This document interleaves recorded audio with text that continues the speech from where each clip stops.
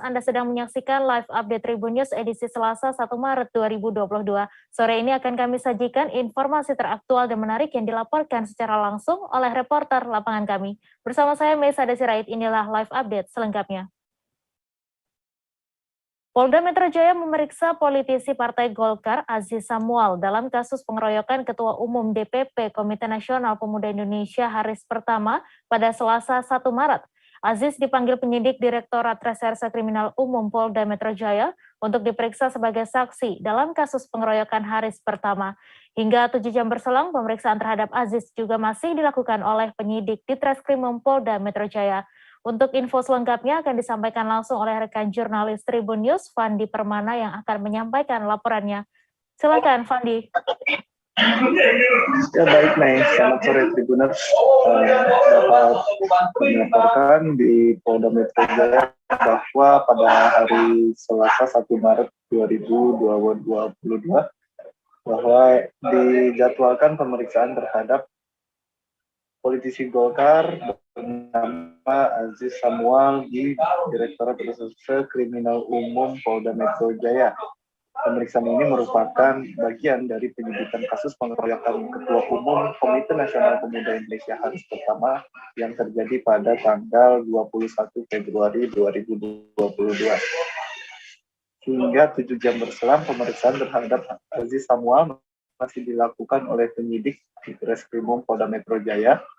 Aziz Samual sendiri sudah menghadiri pemeriksaan sejak pukul 9 lewat Indonesia kehadirannya atau ke Polda. Tidak terpantau awak media. Saat ini awak media juga masih menunggu di depan lobi gedung di Treskrimum Polda Metro Jaya untuk mengetahui apa saja materi pemeriksaan terhadap Aziz Samual yang dilakukan oleh penyidik di Treskrimum Polda Metro Jaya. Kedatangan Aziz Samual atau politisi Partai Golkar ini juga diketahui melalui dari buku daftar tamu yang ada di Polda Metro Jaya. Dalam buku tersebut tertulis bahwa nama Aziz Samual sudah menghadiri atau memasuki gedung di Treskrimum Polda Metro Jaya sejak pukul 9:42. Pengembangan ataupun pemeriksaan terhadap Aziz ini merupakan bagian dari penyidikan setelah sebelumnya polisi telah menangkap 5 tersangka dalam kasus pengeroyokan terhadap Haris Pertama, di mana pada tanggal 22 Februari lalu telah dilakukan penangkapan terhadap beberapa tersangka, diantaranya NS dan JT. NS dan JT ini merupakan eksekutor dari pengeroyokan terhadap Haris Pertama yang dilakukan di restoran Garuda Cikini pada hari Senin 21 Februari lalu. Kemudian dari hasil pengembangan penyidik diketahui NS dan JT melakukan aksi pengeroyokan berdasarkan perintah dari seorang tersangka lainnya yang bernama SS. SS diduga kuat sebagai orang yang memberi perintah terhadap NS dan JT untuk melakukan pengeroyokan terhadap Haris. Dua eksekutor ini juga sebelumnya mengaku kepada penyidik bahwa dia dijanjikan masing-masing uang 1 juta untuk melakukan pengeroyokan terhadap Haris Pertama. Dan saat ini memang pengembangan ataupun penyelidikan dari kasus ini berlanjut pada penangkapan tersangka lain, diantaranya ada Irfan yang menyerahkan diri pada hari Kamis tanggal 24 Februari lalu, di mana Irfan ini juga diketahui sebagai eksekutor atau orang yang melakukan pengeroyokan terhadap Haris Pertama. Kemudian yang terbaru ada tersangka lainnya bernama Harvey C yang juga menyerahkan diri pada hari Minggu tanggal 27 Februari 2022. Harvey ini merupakan salah satu eksekutor yang melakukan pengeroyokan terhadap Haris Pertama. Penyerahan Harfi dikonfirmasi juga oleh Kabid Humas Polda Metro Jaya Kombes Endra Zulpan. Zulpan mengatakan bahwa tersangka Harfi menyerahkan diri langsung kepada penyidik di Polda Metro Jaya pada hari Minggu tanggal 27 Februari malam. Harfi sebelumnya hampir sepekan menjadi DPO atau buron dari penyidik Ditreskrimum Polda Metro Jaya atas kasus pengeroyokan terhadap Ketua Umum KNPI Haris Pertama. Hingga saat ini memang pemeriksaan terhadap Aziz Samual masih dilakukan oleh penyidik di Ditreskrimum Polda Metro Jaya, dan awak media juga masih belum mengetahui bahwa pemeriksaan ini akan memakan waktu sampai berapa lama terkait dengan materi penyidikan dan juga pertanyaan-pertanyaan yang dilayangkan oleh penyidik terhadap Haris Pertama. Untuk diketahui bahwa para tersangka dalam kasus ini hingga saat ini berjumlah 5 orang. Di antaranya adalah NS, JT, SS, I alias Irfan, dan juga Harfi C. Kelimanya juga sudah dilakukan penahanan di Polda Metro Jaya dan juga masih dilakukan penyidikan untuk pengembangan kasus dugaan pengeroyokan terhadap Haris Pertama lebih lanjut lagi. Mei. Ya, baik, terima kasih Fandi Permana, wartawan Tribun News atas laporan Anda. Selamat bertugas kembali. Kita beralih ke informasi selanjutnya. Tribuners, pegawai dan seorang hakim di Pengadilan Negeri Makassar terkonfirmasi positif COVID-19. Padahal protokol kesehatan yang ketat telah diterapkan selama ini. Namun masih terdapat pegawai pengadilan yang terpapar COVID-19. Atas kondisi tersebut, Pengadilan Negeri Makassar resmi di-lockdown. Untuk info selengkapnya akan disampaikan oleh rekan jurnalis Tribun Timur, Muslimin Emba yang kini sudah terhubung bersama kami. Emba, silakan dengan laporan Anda. Ya. Baik, Mei dan Tribuners, dapat saya jelaskan per tanggal 25 Februari kemarin hingga target 4 Maret ini, Pengadilan Negeri Makassar itu resmi tidak beroperasi sementara atau lockdown akibat adanya beberapa pegawai, yaitu ada total 10 pegawai dan seorang hakim yang terkonfirmasi positif COVID-19. Di mana aktivitas sejauh ini yang berlangsung di Pengadilan Negeri Makassar, tepatnya di Jalan Kartini ini, itu hanya ada diperbolehkan upaya hukum seperti kasasi ataupun banding begitu. Namun untuk persidangan itu tidak ada sama sekali yang diperbolehkan ataupun tidak ada jadwal sidang sama sekali yang dilangsungkan di Pengadilan Negeri Makassar. Total ada sekitar 70 hingga 80 perkara yang ditunda jadwal sidangnya akibat dari akibat dari lockdown ini. Dari puluhan kasus ataupun perkara yang sejatinya dijadwalkan bersidang dalam pekan ini, itu 3 diantaranya merupakan kasus yang cukup menyita perhatian publik, diantaranya kasus korupsi pembangunan RS Batua yang total kerugian negaranya mencapai 25 miliar lebih. Ada juga soal kasus Baliat, salah satu bank plat merah. Kemudian sidang terkait pembunuhan tentara di Papua yang juga sejatinya dijadwalkan disidangkan di Pengadilan Negeri Makassar, itu juga ditunda karena lockdown tersebut. Mei. Ya baik, terima kasih Muslimin Emba atas laporan Anda, dan Tribuners, wartawan kami juga telah menghimpun wawancara dengan Humas Pengadilan Negeri Makassar. Berikut tayangannya untuk Anda. Ketua Pengadilan Negeri Makassar kelas 1 khusus melakukan sebuah tindakan nyata dan real untuk melakukan lockdown. Karena kita khawatirkan jangan sampai terjadi penularan terhadap karyawan-karyawan lain yang tidak positif. Dan kedua, kita juga menjaga para pengunjung, pencari keadilan jangan sampai terkontaminasi. Sehingga putusan-putusan itulah yang dilakukan oleh Ketua Pengadilan Negeri Makassar untuk melakukan lockdown selama mulai tanggal 25 Februari sampai tanggal 7 Maret Artinya nanti tanggal 7 Maret melakukan aktivitas kerja biasa.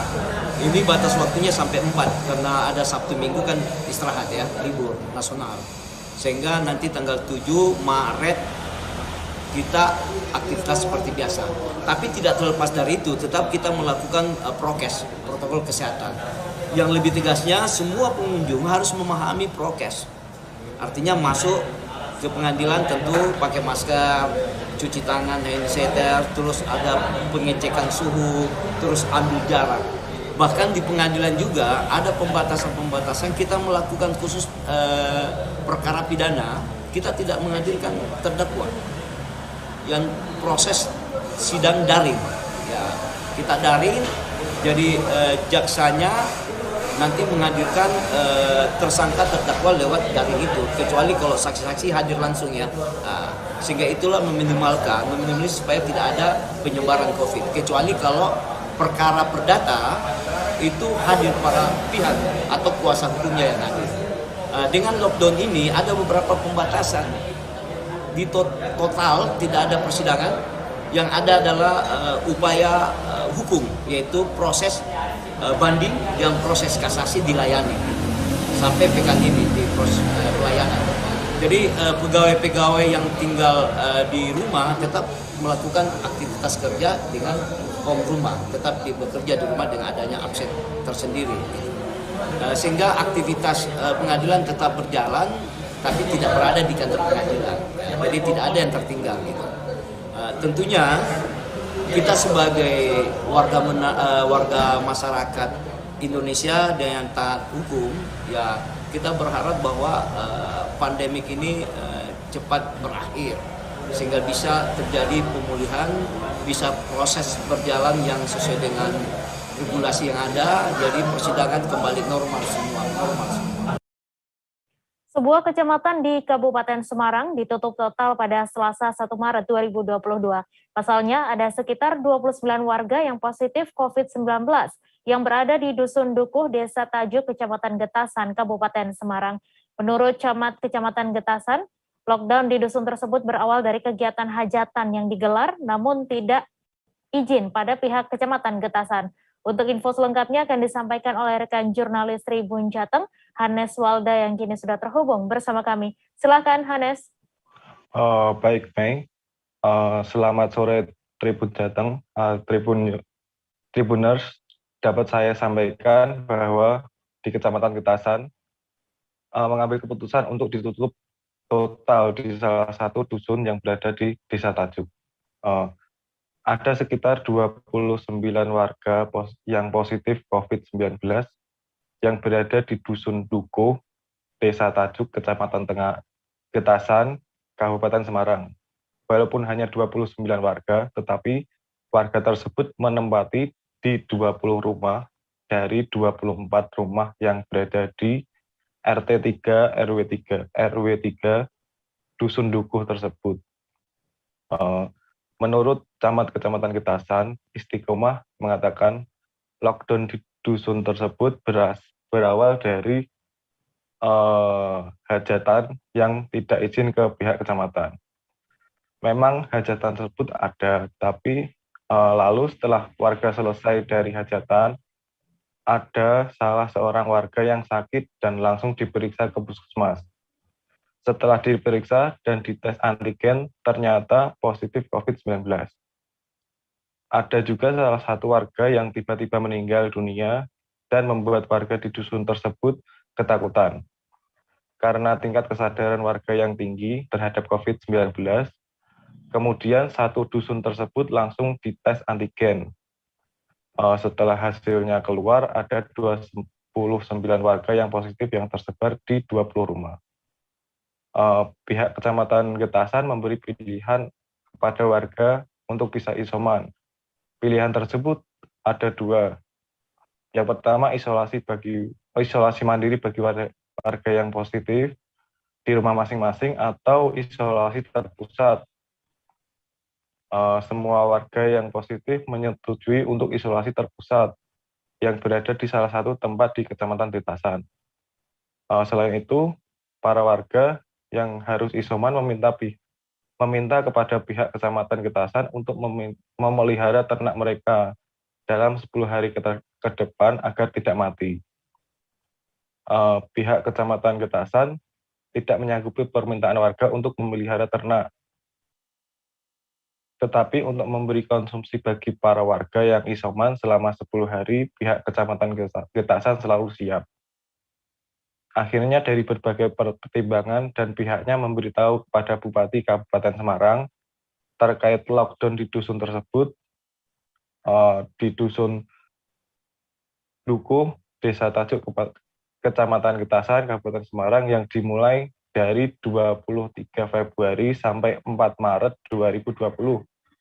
Sementara itu, Istiqomah selaku Camat Kecamatan Getasan dan tim tetap memantau terus kesehatan para warga dengan dibantu bidan serta Satgas COVID setempat. Walaupun isoman tapi tetap dipantau terus kesehatan mereka. Selain itu, pihaknya mengapresiasi kepada Satgas TRC atau Tajuk Reaksi Cepat yang selalu siap siaga dalam penanganan warga yang positif COVID yang berada di Desa Tajuk. Demikian, Mei. Ya, baik. Terima kasih Hanes Walda, wartawan Tribun Jateng atas laporan Anda. Selamat bertugas kembali. Kita beralih ke informasi selanjutnya, Tribuners. Berdasar data Komite Penanganan COVID-19 dan Pemulihan Ekonomi Nasional Provinsi Kalimantan Timur, masuk menjadi daerah peringkat 5 nasional, cakupan vaksinasi COVID-19 terbanyak. Untuk vaksinasi dosis ketiga atau booster, KPCEN tidak merilis data resminya, yang artinya hanya dosis 1 dan 2 saja. Meski begitu, data real-time tersebut menampilkan posisi benua etam di peringkat kelima nasional setelah 4 provinsi lainnya. Untuk info selengkapnya akan disampaikan langsung oleh rekan jurnalis Tribun Kaltim, Muhammad Fairosani, yang kini sudah terhubung bersama kami. Silakan dengan laporan Anda. Baik, terima kasih, Mei. Rekan Mei. Ya, selamat sore Tribuners. Pertama, saya menyampaikan bahwa benar ada data berdasar dari Komite Penanganan COVID-19 dan Pemulihan Ekonomi Nasional bahwa Provinsi Kalimantan Timur berada di posisi ke-5 secara nasional terkait cakupan vaksinasi di dosis 1 dan 2. Nah, untuk di dosis 1 dan 2 juga berdasarkan KPCEN di posisi pertama ada Provinsi DKI Jakarta dengan persentase di dosis 1 147,76%, disusul Bali 114,93%, di Yogyakarta 110,36% di peringkat ketiga, lalu keempat ada Kepulauan Riau dengan cakupan vaksinasi dari satunya 109,36%. Nah, di posisi 5 barulah Provinsi Kalimantan Timur dengan persentase 96,58%. Demikian juga di vaksinasi cakupan di dosis kedua, di mana DKI Jakarta, Bali, Yogyakarta, Kepulauan Riau, dan Kalimantan Timur juga termasuk di dalam 5 besar keempat provinsi sebelumnya. Nah, untuk perkembangan lainnya yang sampai saat ini juga dari angka kesembuhan di Provinsi Kalimantan Timur sendiri, dari juru bicara Satgas COVID-19 penanganan di Kaltim melaporkan bahwa angka untuk kesembuhan lebih tinggi dan meningkat tajam selama 3 hari terakhir untuk dibanding dengan angka terkonfirmasi positif COVID-19 di Kaltim. Selain itu juga angka dari cakupan di daerah di 10 kabupaten kota juga rata-rata di dosis 1 dan dosis 2 juga Kalimantan Timur juga sudah mencapai target yang ditetapkan oleh KPCEN yang mana harus melampaui 70%. Nah, di dosis 1 sendiri 10 kabupaten kota di Kalimantan Timur sudah melampaui, yakni 90%, bahkan di Kota Balikpapan sudah 115,26%. Nah, dosis kedua juga di 10 kabupaten kota di Kaltim termasuk tinggi dengan capaian yang signifikan, cakupan vaksinasinya dengan persentase di atas 60%. Untuk itu juga PLT Kepala Dinas Provinsi Kalimantan Timur, Ibu Masita juga mengucapkan apresiasinya kepada masyarakat di seluruh benua etam bahwa kesadaran dan tingkat masyarakat untuk melaksanakan vaksinasi sampai hari ini juga cukup tinggi, dan keinginan masyarakat untuk mendukung program pemerintah mencapai kekebalan komunal serta untuk sama-sama bekerjasama untuk melepaskan pandemi COVID-19 ini juga cukup tinggi. Nah, apresiasi itu diucapkan kepada seluruh masyarakat dan seluruh stakeholder yang terkait, yakni seperti tenaga kesehatan dan semua pihak yang juga sudah mensukseskan program-program dan pelaksanaan vaksinasi yang selama ini sudah berjalan. Tentu sebagai Kepala Dinas Kesehatan di Kalimantan Timur, Ibu Masita juga turut menyampaikan bahwa tetap masyarakat untuk tetap mengikuti anjuran pemerintah, meski ada kemungkinan bahwa yang divaksin juga tetap bisa terkena COVID-19, namun dia juga terus menyampaikan bahwa untuk perketat protokol kesehatan dengan menggunakan masker, mencuci tangan, serta mengurangi mobilitas serta kegiatan yang mengumpulkan banyak orang. Begitu rekan Mei. Ya baik, terima kasih Muhammad Fairusani dari Tribun Kaltim atas laporan Anda. Selamat bertugas kembali. Kami akan kembali selesai jeda sejenak Tribuners, tetap di live update. Oke, apa kabar Bang Arif di sini untuk strateginya? Kalau saya sendiri di Jumip 37 ini yang semalam baru mulai, apa yang saya dirasakan udah Kak Fernita? Sebenarnya aku nggak ngerasain penangkapan atau penggerebegan atau apapun itu. Karena gini loh, posisinya aku kriteria. Jadi kita mengenal disebut dengan stroke yang tidak berdarah dengan stroke yang berdarah. Stroke yang tidak berdarah itu biasanya ditandai dengan adanya penyumbatan. Kalau itu terjadi di sini mungkin pikirnya tidak ke situ kali ya. Tapi kalau di Korea atau di Kamboja itu ada beberapa paper yang saya itu Mas, ya, dulunya tukang koran. Oh gitu ya. Tukang koran. Ya, saya baca ya, Pak. Tuh kan pernah baca kan? Ya. Jadi kalau saya jadi tanggam itu udah bersyukur banget. Si anak ini dijadikan sebagai tersangka begitu. Ya, kalau ini kita bicara yang di luar kasus Sido Ngombo ya. Dengan nama hujan shower, di mana terdapat batas jelas antara daerah hujan dan tidak hujan yang biasanya terjadi pada fase awal mature stage atau tahap berbahaya dewasa. itu Kang. Jadi mulai artinya terjadinya perlembekan. Nah itu untuk penetrasi akan sulit begitu ya. Dok, saya ini menurut saya memang tidak mudah, bukan urusan tanah diambil. Kalau misalnya Amerika Serikat sekarang, Rasulullah mengatakan dalam sebuah hadis bahwa berpuasa di 6 hari Syawal itu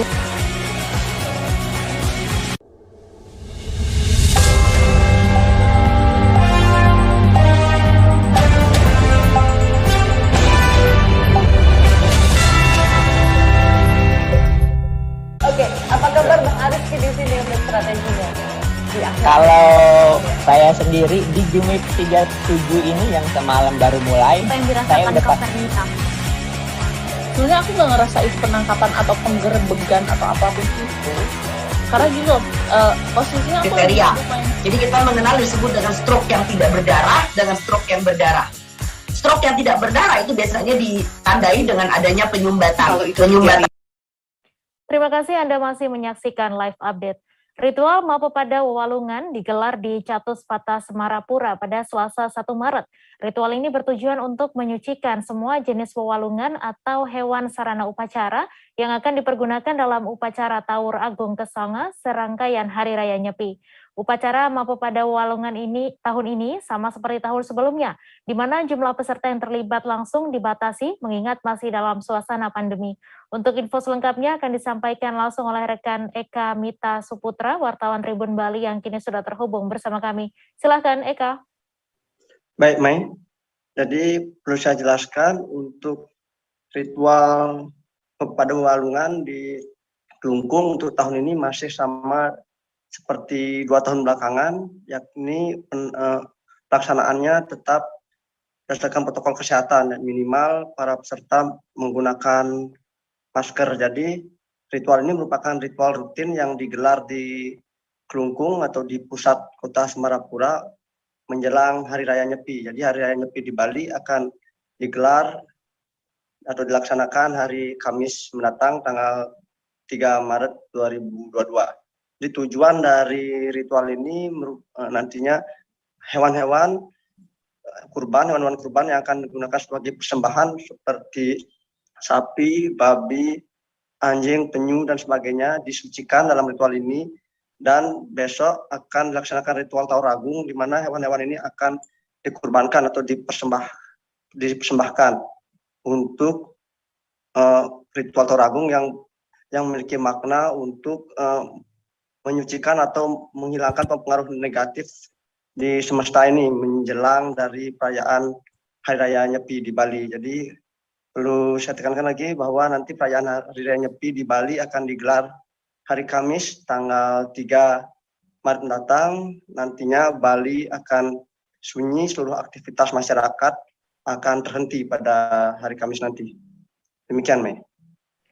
Ya baik, terima kasih Eka Mita dari Tribun Bali atas laporan Anda, dan Tribuners, wartawan kami juga telah menghimpun wawancara dengan panitia ritual Mapopada Walungan.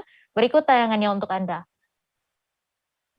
Taur Kesange yang digelar hari ini di Cates Pate Kelungkung adalah serangkaian dengan Taur Kesange yang akan dilaksanakan besok sebagai penutup tahun baru tahun Saka 1943.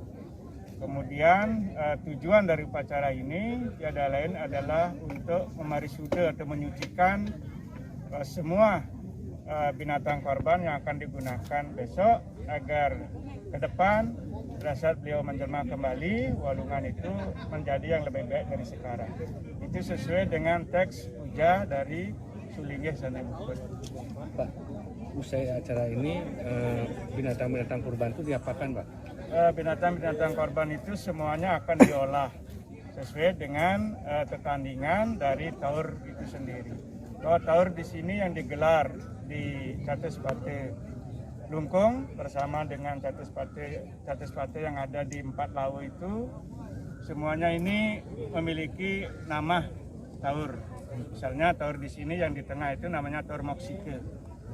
Jadi taur ini harga daging sapi terbilang masih tinggi selama beberapa waktu terakhir, termasuk di Gunung Kidul, Daerah Istimewa Yogyakarta. Pedagang bakso pun ikut terdampak dengan kenaikan harga tersebut. Jumio, salah satu pedagang bakso, mengatakan normalnya ia membeli daging sapi di harga Rp120.000 per kilogram. Namun saat ini harganya bisa mencapai kisaran Rp130 hingga Rp140.000 per kilogramnya. Untuk info selengkapnya akan disampaikan langsung oleh rekan Alexander Aprita, wartawan Tribun Jogja yang kini sudah terhubung bersama kami. Alexander, silakan dengan laporan Anda. Ya, selamat sore, Mei. Seperti yang diketahui dan juga berdasarkan informasi dari Dinas Perdagangan Gunung Kidul yang terbaru pada hari Selasa tanggal 1 Maret 2022 ini, bahwa harga daging sapi di Gunung Kidul itu masih terbilang tinggi di kisaran harga Rp130.000 per kilogram. Dari yang normalnya itu kisaran Rp115.000 sampai Rp120.000 per kilogramnya gitu. Dan kondisi ini juga berdampak pada pengusaha atau pedagang bakso yang ada di Gunung Kidul, mengingat daging sapi ini adalah salah satu komoditas utama dalam pembuatan dan bahan utama juga dari bakso, seperti itu. Seperti yang disampaikan sebelumnya dari salah satu yang saya temui tadi, itu bernama Jumio, itu menyebutkan harga daging sapinya sendiri yang dia dapatkan di pasaran memang sedang tinggi, yaitu di kisaran harga Rp130 sampai Rp140.000 per kilogramnya. Namun ia tetap harus membeli dagingnya sapi tersebut sesuai dengan apa yang dibutuhkan setiap harinya, yaitu sekitar 15 sampai 20 kg daging sapi seperti itu. Dan itu tidak ada perubahan, tidak ada pengurangan sama sekali untuk kuantitas daging sapi. Begitupun juga harga jual bakso yang ia jual di tempat usahanya. Jumia mengaku tidak berani untuk menaikkan harga baksonya tersebut karena dia tidak ingin kehilangan pelanggan, apalagi dengan kondisi pandemi COVID-19 seperti ini yang notabene masih penjualan juga masih, kondisi ekonomi juga masih terbilang rendah seperti itu. Meskipun demikian, ia tetap berharap harga daging sapi sendiri segera kembali normal seperti itu. Adapun juga tadi saya juga sempat menemui penyedia jasa penggilingan daging yang ada di Wonosari seperti itu, dan dia juga menyebut bahwa tidak ada perubahan sama sekali ataupun penurunan dari jumlah pelanggannya yang biasa menggiling daging di sana. Kebetulan memang si Sujari ini, yaitu pemilik usaha dari penggilingan daging di Wonosari ini, biasanya menerima jasa untuk penggilingan daging sapi yang dijadikan bahan adonan bakso seperti itu. Menurutnya setiap hari penggilingan itu setidaknya ada sekitar 2 kuintal daging sapi yang daging yang digiling seperti itu, tidak hanya daging sapi tapi juga daging ayam seperti itu. Dan setidaknya ada 20 pelanggan yang setiap hari menggunakan jasanya di sana. Meskipun demikian, ia menyebut biasanya pengusaha bakso ini memiliki strategi sendiri untuk mengatasi kerugiannya seperti itu. Antara lain dengan mencampurkan daging sapi dengan daging ayam sehingga rasanya tetap stabil, tapi juga tidak merasa kehilangan keuntungan seperti itu karena mengingat harga sapi yang sedang naik. Jadi praktik ini pun sudah biasa dilakukan oleh para pengusaha bakso. Demikian nih. Ya, baik. Terima kasih Alexander Aprita, wartawan Tribun Jogja atas laporan Anda, dan Tribuners, wartawan kami juga telah menghimpun wawancara dengan seorang pengusaha penggilingan daging di Wonosari. Berikut tayangannya untuk Anda. Kalau masalah daging nggak ada Mas, tapi kalau masalah itu yang COVID ini ya ada. Dari awal COVID itu yang giling hampir 95% lah. Kalau selama ada kenaikan daging ini perharinya ada penurunan dari yang menggilingan di sini nggak ada, masih sama. Rata-rata per hari bisa sampai berapa kilogram daging? Kurang lebih 2 kintal kurang lebih. Khusus untuk daging sapi sendiri atau? Enggak, campur daging sama sapi sama ayam. Daging sama ayam. Iya. Wali Kota Metro Wahdi sidak sembako dan minyak goreng bersama Forkopimda dan Satgas Pangan Kota Metro Lampung pada Selasa 1 Maret. Wali Kota mengingatkan pelaku usaha untuk tidak melanggar aturan, terlebih dalam waktu dekat akan memasuki bulan Ramadan. Untuk info selengkapnya akan disampaikan langsung oleh rekan Indra Simanjuntak, wartawan Tribun Lampung yang kini sudah terhubung bersama kami. Silakan Indra. Ya, baik Mei dan Tribuners, dari Lampung kami laporkan jika pagi tadi pemerintah Kota Metro dipimpin Wali Kota bersama Forkompimda melakukan sidak sembako terutama minyak goreng ke sejumlah toko retail dan supermarket yang ada di Kota Metro. Nah, sidak ini untuk memastikan kelancaran pasokan barang ke masyarakat serta ketersediaan terutama menjelang bulan puasa. Nah, hasil sidak menemukan beberapa yang diduga pelanggaran seperti di Superindo itu ada puluhan dus yang belum disalurkan dan berada di gudang. Kemudian di Indometro, pemerintah Kota Metro menemukan adanya penjualan dan sistem bundling di mana masyarakat harus mengeluarkan kocek sebesar 40 sampai 50 ribu untuk mendapatkan 2 liter minyak goreng. Nah, hasil sidak ini Mei akan diteruskan Wali Kota ke tim Satgas Pangan agar pelaku usaha diberi tindakan ataupun sanksi sehingga tidak melakukan hal serupa. Tribuners, ke depan pemerintah Kota Metro juga akan memastikan ketersediaan aman dengan menggelar operasi pasar dan juga sidak di sejumlah toko retail maupun di pasar-pasar yang ada di Kota Metro, terutama menjelang Hari Raya Idul Fitri maupun memasuki bulan suci Ramadan. Demikian, Mei. Ya, baik, terima kasih Indra atas laporan Anda, dan Tribuners, wartawan kami juga telah menghimpun wawancara dengan Wali Kota Metro. Berikut tayangannya untuk Anda. Operasi pasar hari ini beberapa tempat tentu salah satu juga menjaga kebutuhan masyarakat. Dalam hal ini tentu minyak goreng, dan di beberapa tempat yang kita tinggal ada satu yang melakukan buying dan bundling. Ya, apa yang disampaikan Bu Kapolres tadi melanggar undang-undang loh ini, Undang-Undang Nomor 5 Tahun 1999 ada pidana. Maka kita mendekatkan ini mengingatkan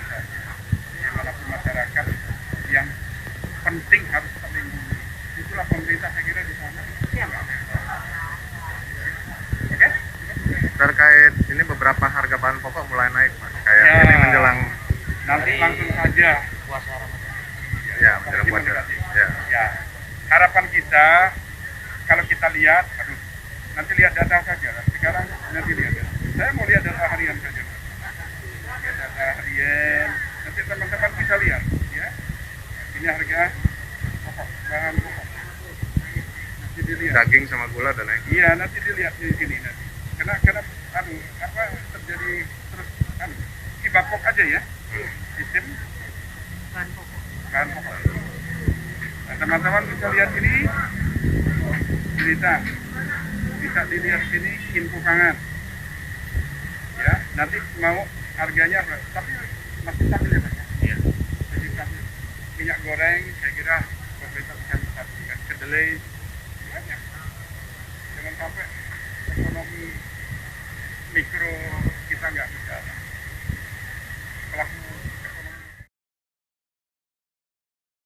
Ketersediaan minyak goreng di Kota Pelaihari, Kabupaten Tanah Laut, Kalimantan Selatan kian menipis. Kalangan ibu rumah tangga di daerah ini pun dibuat resah. Menurut pantauan di pasar tradisional Manuntung Pelaihari, minyak goreng masih tersedia di sejumlah kios, namun ketersediaannya juga terbatas. Untuk info selengkapnya akan disampaikan rekan jurnalis Banjarmasin Pos, Roy, yang kini sudah terhubung bersama kami. Roy, silahkan dengan laporan Anda. Ya, baik, terima kasih rekan Mei, selamat sore. Sejak pemerintah menetapkan kebijakan satu harga minyak goreng seharga 14.000 sekitar beberapa pekan yang lalu, pasokan minyak goreng di Kabupaten Tanah Laut, khususnya di Kota Pelaihari, memang mengalami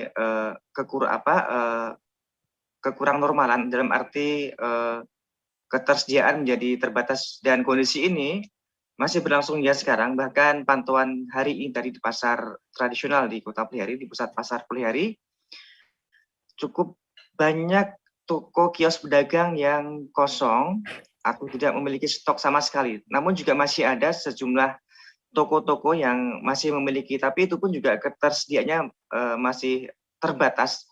Sebagai contoh di toko Saudi Arsat, itu termasuk tokonya agak besar, untuk ketersediaan hari ini hanya sekitar tersisa 50 karton, atau satu karton itu untuk kemasan minyak goreng 2 liter itu hanya sekitar 6. Jadi sisa sedikit, sementara pasokan terakhir yang didapatkan pada hari Kamis kemarin, dan belum tahu kapan lagi mendapatkan pasokan dari pihak distributor. Dan kondisi ini juga akhirnya juga menyulitkan bagi para kalangan pedagang, karena di antara mereka ketika pasokan juga tidak rutin, mereka juga ada yang memilih tidak berjualan, atau mereka juga tidak berusaha mencari ke Kota Banjarmasin, karena juga selain jauh, tentu juga ada ongkos transportasi yang kesana. Karena itu, seperti Ibu Hasbanah, pedagang sembako di pasar tradisional Pelaihari, sudah sejak beberapa hari yang lalu, mungkin sekitar 2 minggu, tidak lagi berjualan minyak goreng, karena memang juga tidak ada pasokan dari pihak penyalur. Sementara dia juga karena keterbatasan modal juga, sehingga tidak mencari ke Kota Banjarmasin ke distributor. Jadi memilih untuk menjual sembako lainnya apa adanya, kecuali misal nanti ada pasokan baru dia menjual. Sementara untuk harga juga masih bervariasi. Memang juga ada yang tetap saya ini satu harga 14.000 per liter, tapi juga di sebagian kios juga ada yang menjual lebih dari itu, tetapi itu memang disertai dengan barang penyerta, seperti contohnya dalam satu kemasan, satu piece minyak goreng kemasan 2 liter ada yang dicampur dengan satu kaleng sarden, kemudian satu botol saus seperti itu. Jadi harganya 15.000.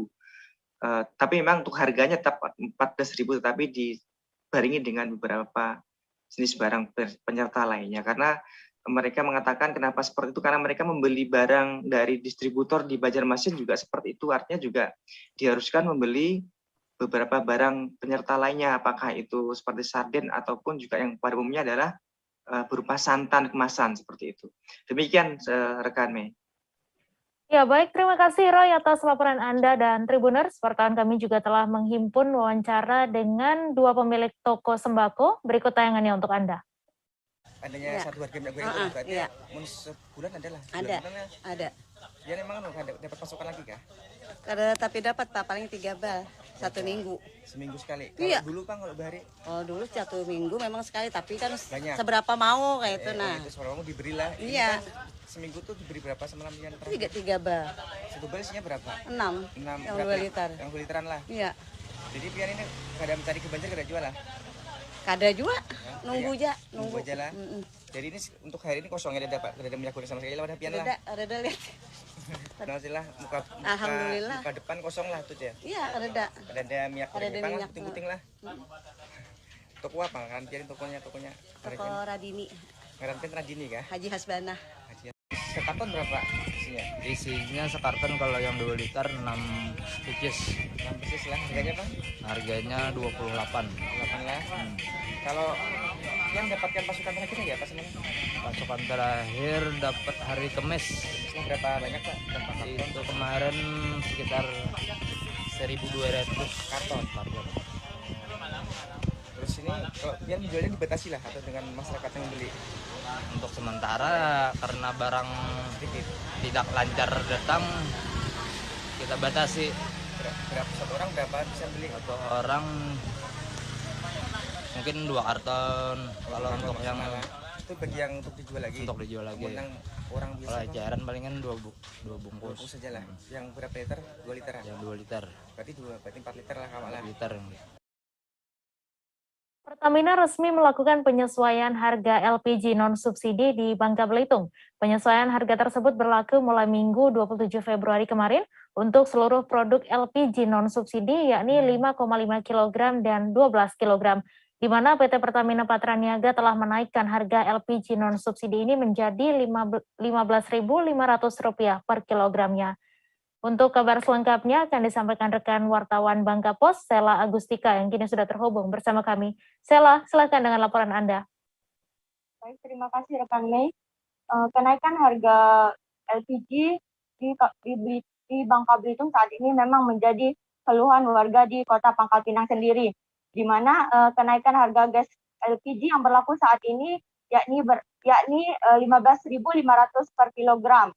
Nah, kenaikan harga gas LPG ini tentunya menjadi keluhan masyarakat, di mana sebelumnya harga gas LPG ukuran 5,5 kg ini berada di kisaran harga 82.000 per kilo, 82.000. Sementara untuk harga saat ini yang ukuran 5,5 kg ini berada di harga 94.000. Sedangkan untuk harga sebelumnya yang 12 kg ini berada di kisaran 172.000. Sedangkan untuk penerapan harga yang ada saat ini yang 12 kg berada di 197.000. Nah, penyesuaian harga ini telah ditetapkan distributor sejak penetapan 27 Februari yang lalu. Nah, di mana kenaikan harga gas LPG ini mendapat keluhan dari masyarakat khususnya warga Kota Pangkal Pinang, di mana Wahida, salah satu masyarakat Kota Pangkal Pinang, mengeluh dengan kenaikan harga gas LPG yang begitu signifikan, di mana dirinya yang menggunakan gas LPG ukuran 5,5 kg ini mengaku kesulitan dengan naiknya harga gas LPG ini, mengingat kondisi perekonomian saat ini yang dialaminya kurang normal, di mana ia meminta untuk pemerintah memperhatikan kembali kenaikan harga gas LPG ini, melihat perekonomian masyarakat saat ini. Nah, untuk saat ini sendiri bahkan dia memilih untuk menggantikan gas LPG non subsidi ini dengan gas LPG subsidi yang 3 kg yang sebelumnya sempat ia gunakan. Namun karena keterbatasan penjualan, dirinya memilih untuk menggunakan gas LPG 5,5 kg. Dengan harga yang saat ini, dia pun akan kembali menggunakan gas LPG yang subsidi.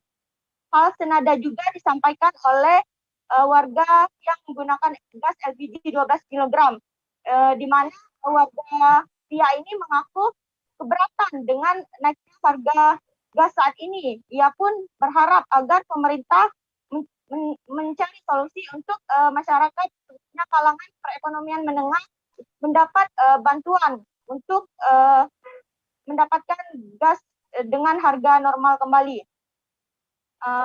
Sementara itu untuk saat ini distributor sendiri telah menetapkan ketetapan harga yang ada di Kota Pangkal Pinang sendiri, di mana untuk harga dari distributor sendiri untuk yang 55 kg saat ini berada di kisaran 94.000, sedangkan untuk yang 12 kg berada di kisaran 197.000. Baik, Mei, terima kasih. Ya baik, terima kasih Sela Agustika, wartawan Bangka Pos atas laporan Anda. Selamat bertugas kembali. Kami masih akan menyajikan informasi menarik untuk Anda seusai jeda sejenak, tetap di Live Update. Oke, apa kabar Bang Ariski di sini untuk strateginya? Kalau saya sendiri di Jumip 37 ini yang semalam baru mulai, saya udah sebenarnya aku nggak ngerasa itu penangkapan atau penggerbegan atau apapun itu. Karena gini loh, posisinya aku kriteria. Jadi kita mengenal disebut dengan stroke yang tidak berdarah dengan stroke yang berdarah. Stroke yang tidak berdarah itu biasanya ditandai dengan adanya penyumbatan. Kalau itu terjadi di sini mungkin pikirnya tidak ke situ kali ya. Tapi kalau di Korea atau di Kamboja itu ada beberapa paper yang saya itu Mas, dulunya tukang koran. Oh gitu ya. Tukang koran. Ya, saya baca itu Pak. Tuh kan pernah baca kan? Jadi kalau saya jadi pangdam itu udah bersyukur banget. Si anak ini dijadikan sebagai tersangka begitu.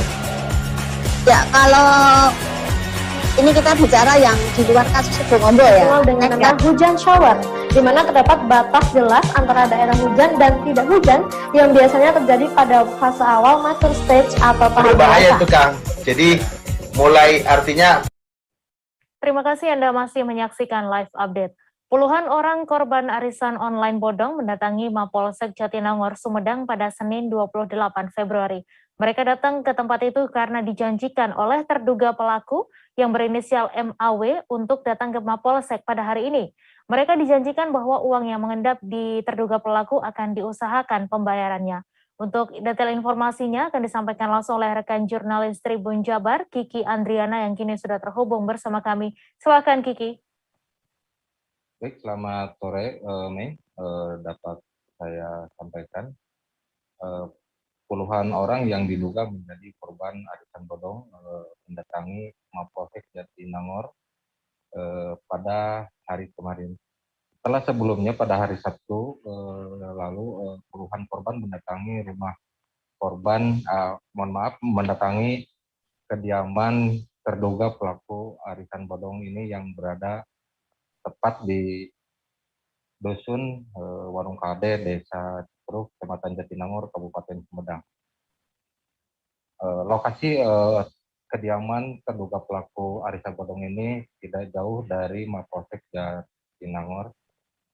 Saat puluhan korban arisan bodong tersebut mendatangi rumah pelaku berserta keluarga meminta perlindungan kepada pihak kepolisian setempat dan terduga pelaku berinisial MAW ini tinggal sementara di Mapolsek Jatinangor.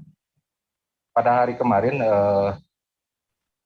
puluhan korban arisan bodong ini dijanjikan oleh pelaku berinisial MAW untuk dibayarkan seluruh uang mereka. Berdasarkan informasi yang saya dapatkan, total nilai arisan bodong ini sebesar 20 miliar. Berdasarkan informasi yang saya dapatkan, para korban ini berasal dari sejumlah kota di Jawa Barat, antara lain dari Sumedang, Kabupaten Bandung, Kota Bandung, bahkan ada juga yang berasal dari Kabupaten Bogor. Modus perempuan berinisial MAW ini mengiklan di sebuah media sosial untuk mencari korbannya. Pelaku menjanjikan kepada setiap korbannya untuk dinyanyikan keuntungan yang cukup besar. Namun para korban ini malah kehilangan uang mereka. Berdasarkan informasi yang saya dapatkan, pelaku telah digiring untuk ke Mapolda Jawa Barat dan sejumlah korban untuk melapor ke Mapolda Jawa Barat. Demikian Mei yang saya ada sampaikan. Ya baik, terima kasih Kiki atas laporan Anda dan Tribuners. Wartawan kami juga telah menghimpun wawancara dengan korban serta pelaku. Berikut tayangannya untuk Anda. Mulainya emang dia tuh selalu buka arisan lelangan ya, jadi intinya ini kita mengikuti arisan lelangan. Awal mulainya tuh dia sebarnya di WhatsApp, di Facebook juga ada beberapa yang kena, makanya korbannya juga ada salah satu dari Bogor. Nah kebetulan kita mah ini yang di sini mungkin yang dekat-dekat antara ya masih area Bandung lah. Jadi caranya dia bukan menipu mungkin ya, mengelabui kita dengan memberikan keuntungan yang besar. Dengan memberikan keuntungan yang besar dengan jatuh tempo yang sedikit gitu. Misalkan tanggal 1 masuk gate dia pasang iklan dulu 10 juta. Balik nanti arisannya itu gate-nya itu lebih dari 10 juta jadi 12 juta dalam waktu 2 minggu atau 1 bulan. Nah itu semua dia atur dari mulai jumlah gate, keuntungan dan tanggal jatuh temponya tuh dia atur sendiri. Kalau saya masih ratusan juta sih, tapi ada beberapa member yang sampai MM-an karena dia juga bawa lagi anak buah gitu. Jadi kayak aku bawa lagi teman-teman, jadi semakin membengkak kan. Kalau saya pribadi mah uang saya pribadi sendiri gitu. Jadi nggak sampai gede lah, ratusan, masih di ratusan juta. Terduga itu memberikan statement di tanggal 28 kita kumpul. Nah ini kita kumpul nggak tahu apa mau dibayarkan secara langsung, apa emang mau gimana kita belum tahu karena dari pihak keluarga belum ada statement yang pasti, dan yang pastinya tanggal 28 suruh kumpul di sini dan kita nggak tahu ini, semoga aja dibayar. Tapi kita juga kan masih menunggu statement yang dia keluarin, belum tahu apa jalur hukum karena uang segitu susah ya carinya. Jadi ya mungkin kita laporan lanjut lapor. Rata-rata dari Bandung, ada yang dari Bogor juga karena dia kan sebar yang namanya iklan di sosmed itu kan menyebar ke seluruh ya. Nah belum diketahui deh untuk korban-korban yang jauhnya. Jadi ini baru yang korban terdekat aja. Setahu teteh berapa puluh korban? Korbannya semuanya itu yang terdata itu ada 150. Tapi di kemungkinan sih ada yang belum terdata juga. Jadi kayak permainan uang lagi gitu Pak. Ini awal kepikiran bisa terjun arisan bodong ini bisa dijelaskan teh? Karena dulu juga pernah ada yang sering ngadain lelang arisan kayak gitu, saya pikir nggak akan kayak gini gitu Pak. Arisan bodong, jadi istilahnya mah kayak pinjam uang lagi berbunga besar tapi diistilahkan dengan kata arisan, tapi sebenarnya tidak. Jadi fiktif ya teh ya, nggak ada arisan teh? Itu uangnya kalau udah dapat uangnya diputar pakai bisnis atau apa? Diputar pakai bisnis ada. Terus diputarnya besarnya itu ya dari lubang tutup lubang Pak, karena kan bunganya besar banget dari satu orang itu. Kalau bisnis saya mah bisnis usaha aja belum. Jadi karena itu melambungnya karena membayar bunganya itu ya konsumen itu ya. Kalau iming-imingnya gimana kita bisa ada yang ngeluarin ratusan juta gitu? Ya karena kalau bisa dibilang Pak, keuntungannya lebih besar konsumen dibanding saya. Sebuah toko jamu di Jalan Raya Muhtar, Sawangan, Kota Depok terbakar pada Senin 21 Februari yang lalu. Terkait penyebab dari kebakaran ini masih dalam proses penyelidikan oleh pihak Inafis Polres Metro Depok. Untuk detail informasinya akan disampaikan langsung oleh rekan jurnalis Tribun Jakarta, Dwi Putra Kesuma yang kini sudah terhubung bersama kami. Silahkan Dwi dengan laporan Anda. Baik, Maisada, bisa saya jelaskan bahwa peristiwa terbakarnya sebuah toko jamu di Jalan Raya Muhtar, Sawangan, Kota Depok ini terjadi pada Senin 21 Februari 2022 atau sekiranya sepekan yang lalu. Kejadian terbakarnya sebuah toko jamu ini terjadi pada dini hari sekira pukul 1.30 waktu Indonesia bagian Barat, yang mana saat itu pemilik toko jamu tersebut baru saja menutup toko jamunya dan pulang ke rumah. Tak berselang lama atau sekira 30 menit berlangsung, sang pemilik mendapat informasi bahwa toko jamunya telah terbakar, dan ia pun kembali memutuskan untuk mengecek kondisi toko jamunya, dan benar saja bahwa ketika pemilik tiba di toko jamunya, kondisi toko jamu tersebut sudah terbakar dengan beberapa barang sudah pecah ataupun botol-botol jamu itu sudah pecah di lokasi.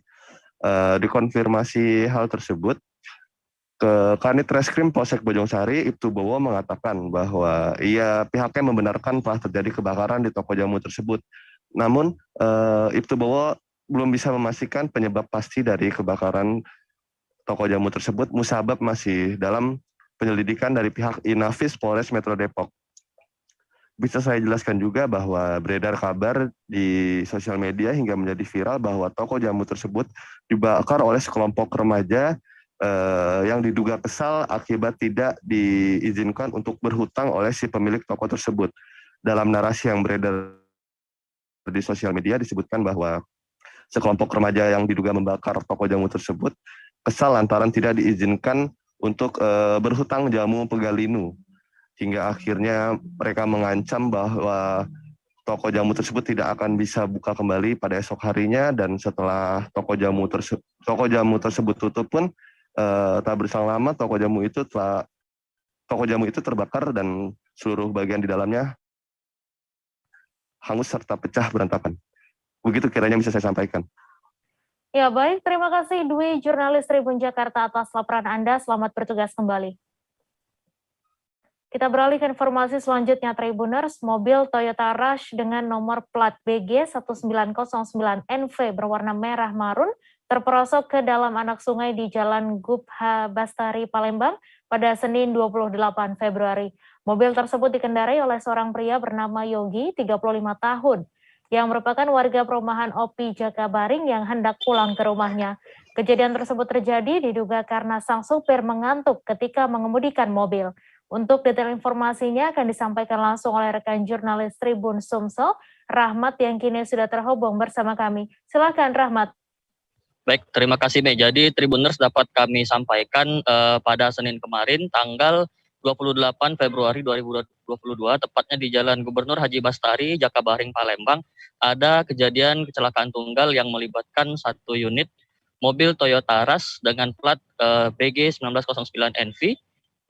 Kejadian itu sekitar pukul 05.30 waktu Indonesia Barat, dan mobil Rush itu terjun ke dalam aliran anak sungai. Mobil tersebut diketahui bergerak dari Jalan Gubernur Haji Bastari menuju Simpang Tegal Binangun, di mana sang pengemudi yaitu Yogi hendak pulang ke rumahnya yang ada di perumahan OPI.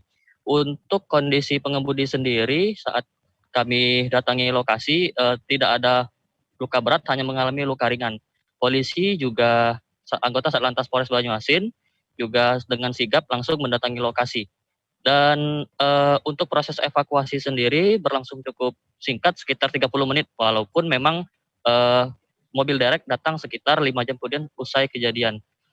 Dan berdasarkan pengakuan dari warga sekitar, memang di Jalan Gubernur Haji Bastari ini, tepatnya di depan Rumah Sakit Hermina, memang sering terjadi kecelakaan tunggal karena jalurnya yang sedikit berbelok, apalagi di lokasi tersebut ketika malam hari, penerangan juga minim, sehingga pengemudi baik mobil ataupun sepeda motor yang sedang melaju kencang sulit memperhatikan jalan yang sedikit berbelok, sehingga berakhir dengan masuk ke dalam aliran sungai.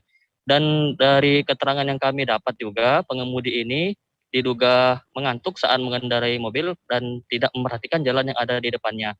Kondisi sopir juga hanya lecet. Ya, di mobil itu cuma ada satu orang, di sopirnya tadi Yogi, dan tidak mengalami luka yang cukup berat, dan sekarang mobil sudah dievakuasi. Demikian Mei, laporan yang dapat saya sampaikan. Ya baik, terima kasih Rahmat, wartawan Tribun Sumsel atas laporan Anda, dan Tribuners, wartawan kami juga telah menghimpun wawancara dengan anggota Satlantas Polres Banyuasin. Berikut tayangannya untuk Anda. Pengendara mobil Toyota Rush ini dalam keadaan mengantuk. Dia mengemudi kendaraan mobil Rush dari arah Jakabaring tujuan ke Rambutan. Sementara jalan ini persempitan.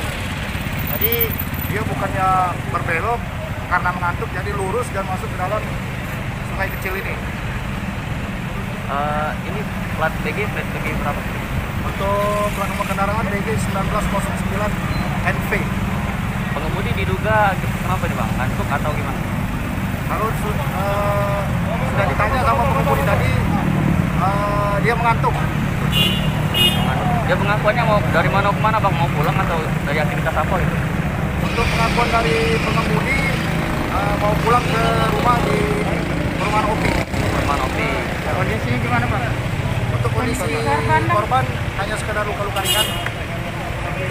Ada berapa di dalam kendaraan? Satu orang. Ini motor siapa ini? Kerusakan parah terjadi pada oprit jembatan Maandal, Desa Kapar RT 7 Kecamatan Murung Pudak, Kabupaten Tabalong, Provinsi Kalimantan Selatan. Tanahnya yang ambrol menyebabkan ada lubang cukup besar di satu sisi oprit jembatan. Dengan kondisi kerusakan ini membuat arus di jembatan tidak bisa lagi berjalan normal karena hanya dibuka setengah badan jalan. Untuk detail informasinya akan disampaikan langsung oleh rekan jurnalis Banjarmasin Post, Doni Usman, yang kini sudah terhubung bersama kami. Silahkan Doni.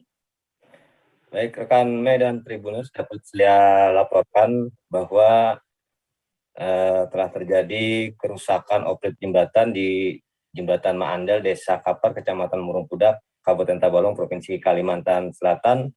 Ini akibat bagian opritnya yang ambrol.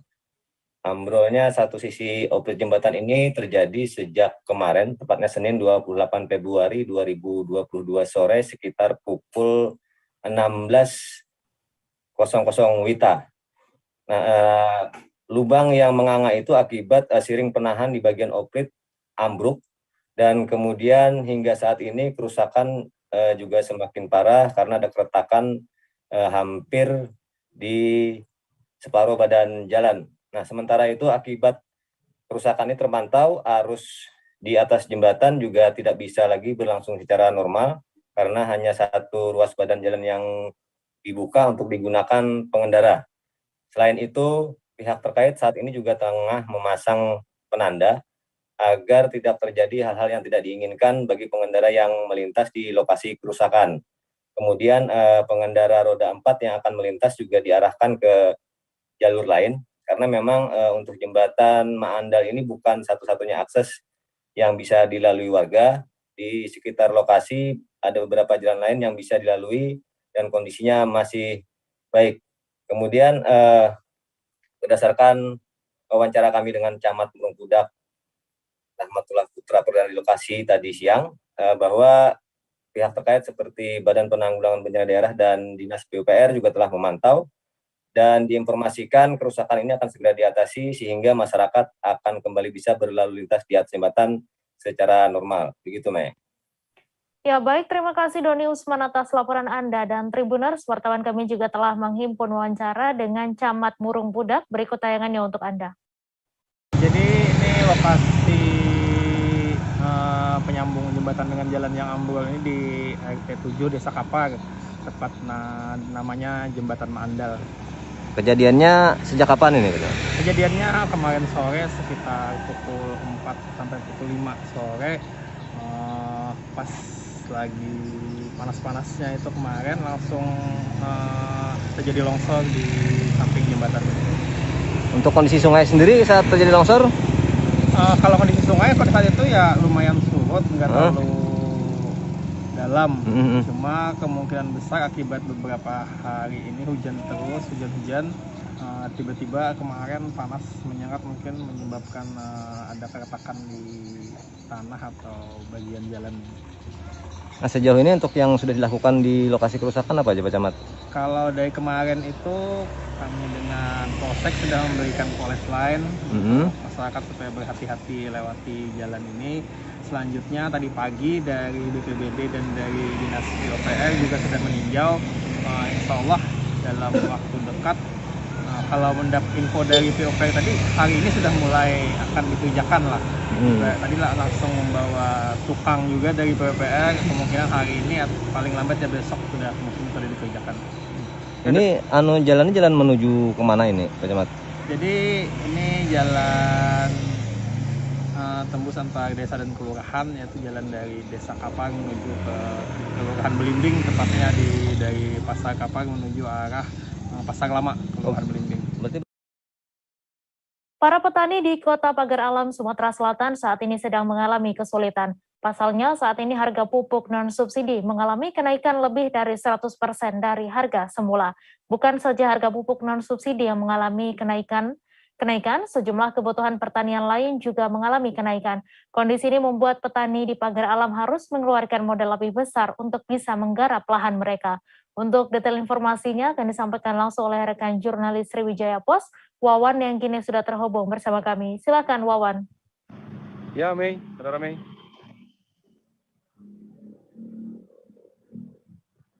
Mei. Ya silakan Wawan dengan laporan Anda. Ya saat ini memang petani Pagar Alam sedang mengalami kesusahan karena memang harga pupuk non subsidi sekarang lagi mengalami kenaikan bahkan lebih hampir 100%. Tidak hanya itu, di Pagar Alam juga untuk racun atau racun hama juga mengalami kenaikan lebih dari 100%. Hal ini membuat petani kesusahan karena memang mereka untuk mengelola lahan mereka harus mengeluarkan modal cukup besar atau hampir 2 kali lipat dari modal sebelumnya, Mei.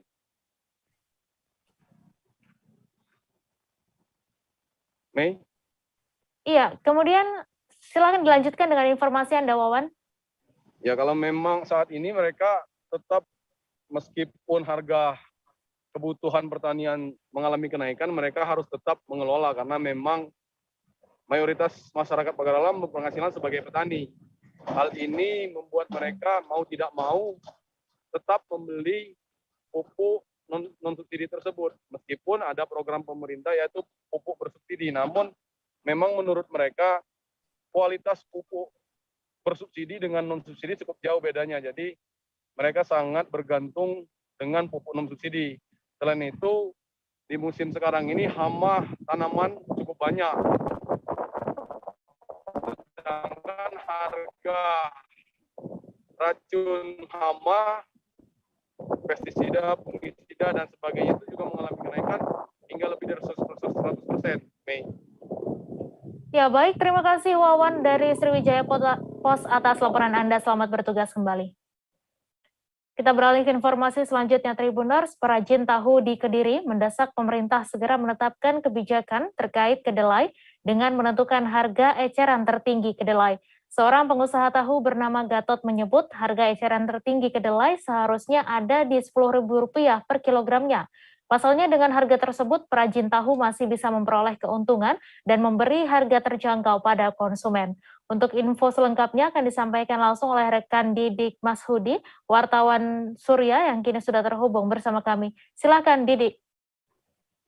Terima kasih, Mei. Jadi perajin tahu di Kediri ini memang sejak sebulan terakhir ini mengeluhkan harga kedelai yang terus bergejolak, dan sampai sekarang harga terakhir itu telah mencapai 12.000 per kilogram. Nah ini sangat memberatkan bagi perajin karena dengan harga yang terus melonjak, sementara proses produksi harus menyesuaikan dengan harga kedelai. Nah akibatnya salah satu efeknya ini harga tahu menjadi naik.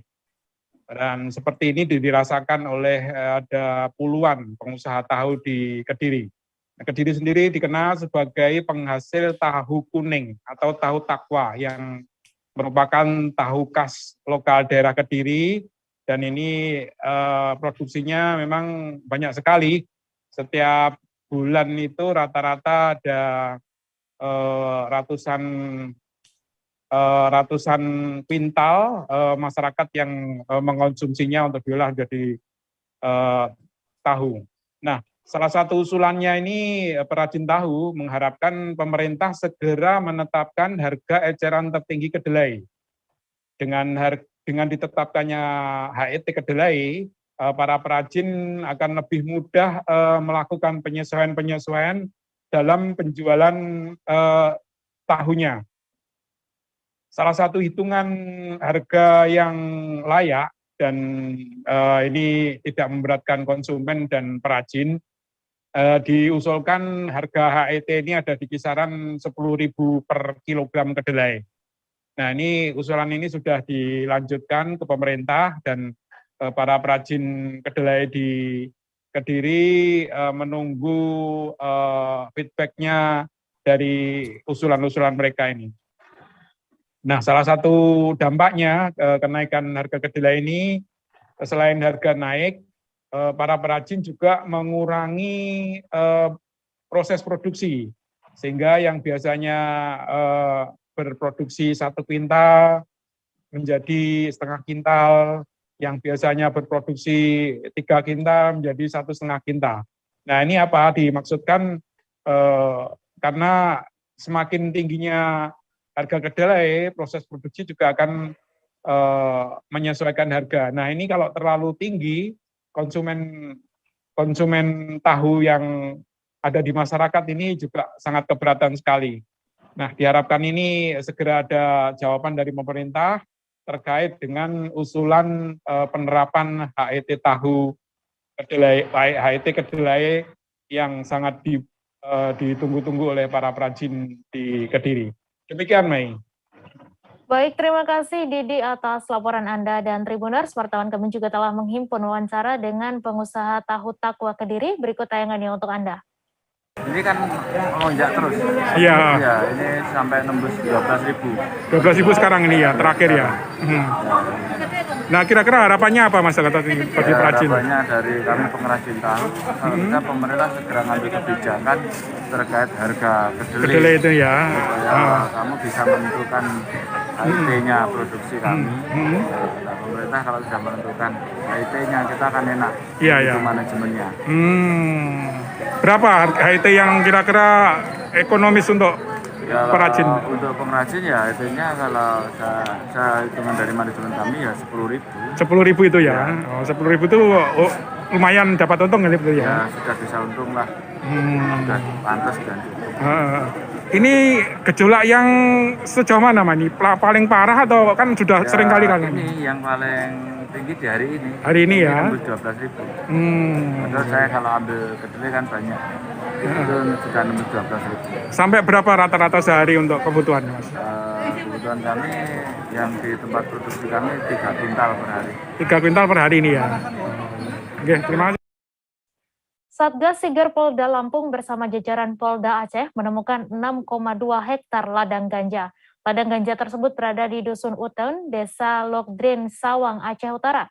Temuan ladang ganja ini merupakan hasil pengembangan dari kasus yang ditangani Polda Lampung, di mana pada 23 November 2021 lalu, Polda Lampung mengamankan paket ganja 5 kg di sebuah pemberhentian bus di wilayah Raja Basa, Kota Bandar Lampung. Untuk info selengkapnya akan disampaikan langsung oleh rekan Joviter Husin, wartawan Tribun Lampung yang kini sudah terhubung bersama kami. Silakan Joviter.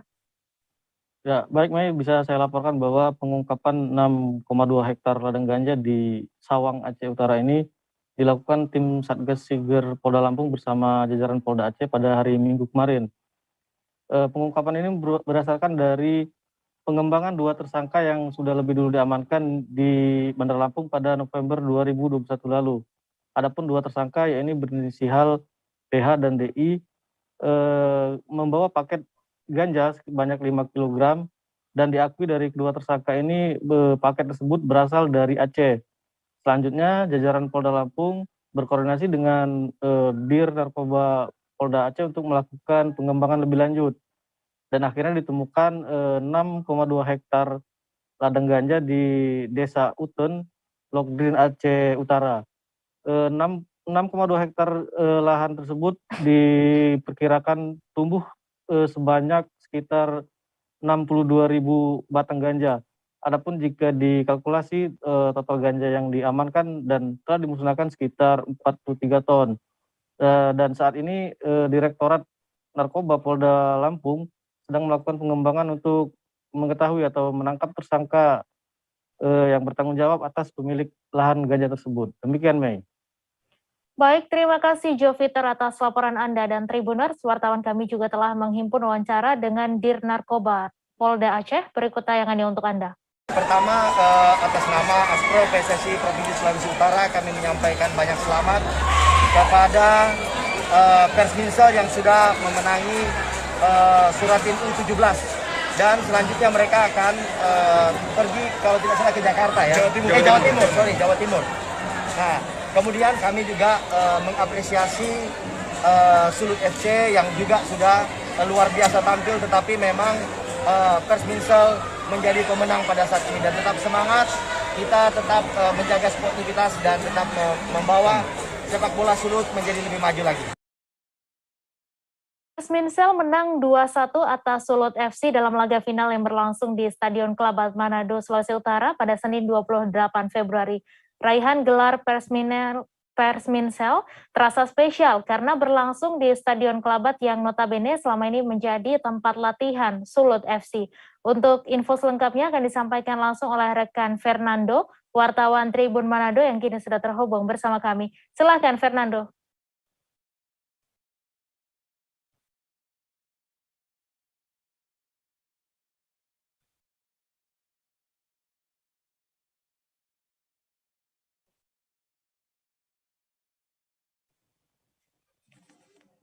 Ya, selamat petang. Kami laporkan dari Manado bahwa kesebelasan Persminsel FC yang berasal dari Minahasa Selatan, Sulawesi Utara, menjadi juara kompetisi Piala Suratin usia 17 dari Sulawesi Utara tahun 2022.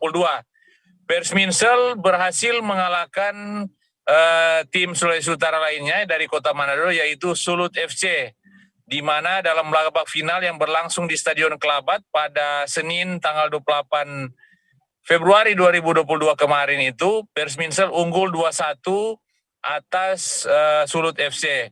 Dan kemenangan dari Persminsel ini terasa sangat istimewa karena babak final itu berlangsung di Stadion Kelabat, stadion terbesar di Provinsi Sulawesi Utara, yang notabene adalah bisa dikatakan kandang dari tim Sulut FC, di mana Sulut FC sendiri bermaterikan sebagian besar adalah pemain-pemain binaan dari Sulut United Football Academy atau SUFA, yang memang berhome base atau berkandang di Stadion Kelabat. Jadi sehingga memang kemenangan Persminsel ini bisa dikatakan sangat spesial karena dimenangkan di kandang lawan. Nah, setelah kemenangan ini, setelah berhasil menjuarai Piala Suratin U17 Sulawesi Utara, Persminsel akan menjadi wakil dari Sulawesi Utara di putaran nasional Piala Suratin U17. Dengan demikian, Persminsel menjadi wakil Sulut dan diharapkan bisa berprestasi lebih baik lagi di kancah nasional. Demikian. Ya, baik, terima kasih. Terima kasih Fernando atas laporan Anda, dan Tribuners, wartawan kami juga telah menghimpun wawancara dengan Ketua Asprof PSSI Sulut. Berikut tayangannya untuk Anda.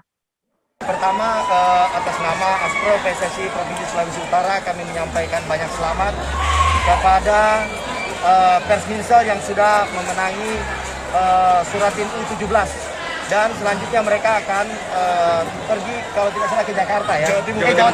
Jawa Timur. Nah, kemudian kami juga mengapresiasi Sulut FC yang juga sudah luar biasa tampil, tetapi memang Persminsel menjadi pemenang pada saat ini, dan tetap semangat, kita tetap menjaga sportivitas dan tetap membawa sepak bola Sulut menjadi lebih maju lagi. Kami akan kembali selesai jeda sejenak. Tribuners, tetap di live update.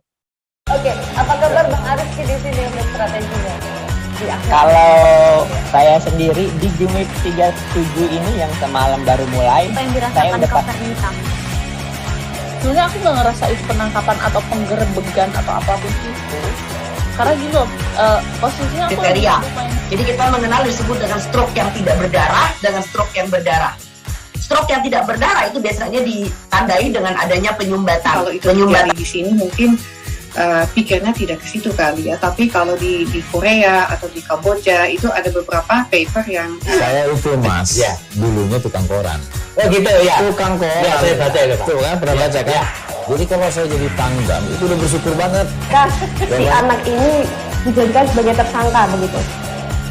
Ya, kalau ini kita bicara yang di luar kasus Situbondo ya. Dengan nama hujan shower, di mana terdapat batas jelas antara daerah hujan dan tidak hujan yang biasanya terjadi pada fase awal mature stage atau tahap berbahaya itu Kang. Jadi mulai artinya terjadinya perlembekan. Nah itu untuk penetrasi akan sulit gitu ya.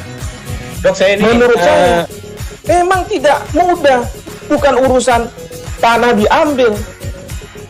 Kalau misalnya Amerika Serikat sekarang, Rasulullah mengatakan dalam sebuah hadis bahwa berpuasa di 6 hari Syawal itu. Oke, apa kabar Bang Ariski di sini untuk strateginya? Kalau saya sendiri di Jumit 37 ini yang semalam baru mulai, Apa yang saya dirasakan udah Kak Fernita?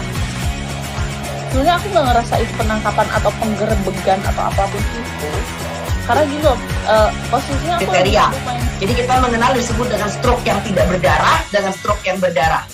Stroke yang tidak berdarah itu biasanya ditandai dengan adanya penyumbatan. Kalau itu terjadi di sini mungkin pikirnya tidak ke situ kali ya, tapi kalau di Korea atau di Kamboja itu ada beberapa paper yang saya itu Mas, dulunya tukang koran.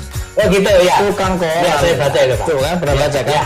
Jadi kalau saya jadi tanggam itu udah bersyukur banget. Kak, si anak ini dijadikan sebagai tersangka begitu.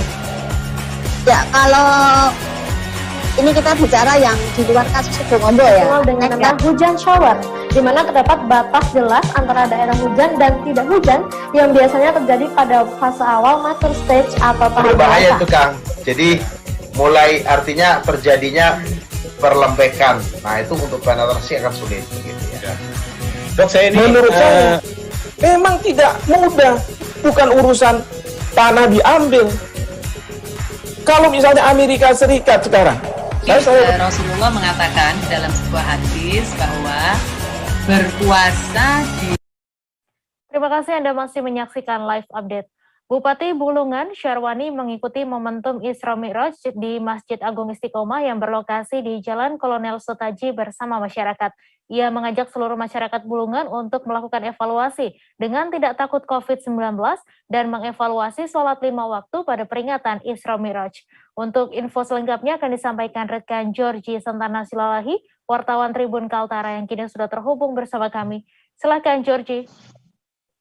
Baik, selamat sore Tribuners. Benar, beberapa waktu yang lalu Bupati Bulungan Syarwani melaksanakan ibadah Isra Mi'raj di Masjid Agung, maksud saya di Masjid Agung Istiqomah Kabupaten Bulungan, yaitu dari pukul 9 pagi tadi hingga pukul 11.30, yang dimana yaitu khotib atau yang menyampaikan renungan yaitu adalah dari Habib dari Kota Tarakan, Provinsi Kalimantan Utara, menyampaikan beberapa hal yang dimana mengajak masyarakat yang ada di Kabupaten Bulungan untuk tidak takut dengan adanya COVID-19 dengan percaya bahwa Tuhan Yang Maha Esa adalah pelindung dan penyayang untuk melaksanakan kegiatan aktivitas baik di tengah masyarakat maupun melayani masyarakat selaku pemerintahan Kabupaten Bulungan yang ada di Kota Benuanta ini. Begitu juga mengapa disampaikan mengenai sholat 5 waktu itu menjadi fondasi utama untuk masyarakat Kabupaten Bulungan lebih memaknainya lebih dalam, sebab di tengah pandemi ini mungkin jarak untuk beribadah selama ini sangat sulit dialami seluruh elemen pemuka agama ataupun yang melaksanakan ibadah di tempat langsung karena harus melaksanakan dengan online maupun lain sebagainya. Habib atau pengkhotbah yang dari Kota Tarakan menyampaikan semua itu bisa dijalankan dengan ikhtiar, percaya kepadanya, dan tetap semangat menjalani hari-hari di tengah pandemi COVID-19 yang di Kabupaten Bulungan sudah menaiki level 3. Demikian Mei yang bisa dapat saya sampaikan, kembali ke studio. Baik, terima kasih Georgie atas laporan Anda, dan Tribuners, wartawan kami juga telah menghimpun wawancara dengan Bupati Bulungan. Berikut tayangannya untuk Anda. Peringatan momentum tahunan, dan itu memang intinya bahwa peringatan Isra Mi'raj ini sesuai tema yang disampaikan oleh Pak Ketua Masjid tadi, bagaimana merefleksikan diri kita ya, dan bahkan untuk meningkatkan keimanan dan ketakwaan kita kepada Allah Subhanahu Wa Taala. Dan tentu salah satu yang paling substansial disampaikan oleh penceramah Pak Habib tadi adalah bagaimana kita senantiasa dekat dan merasa berada dekat dengan Allah Subhanahu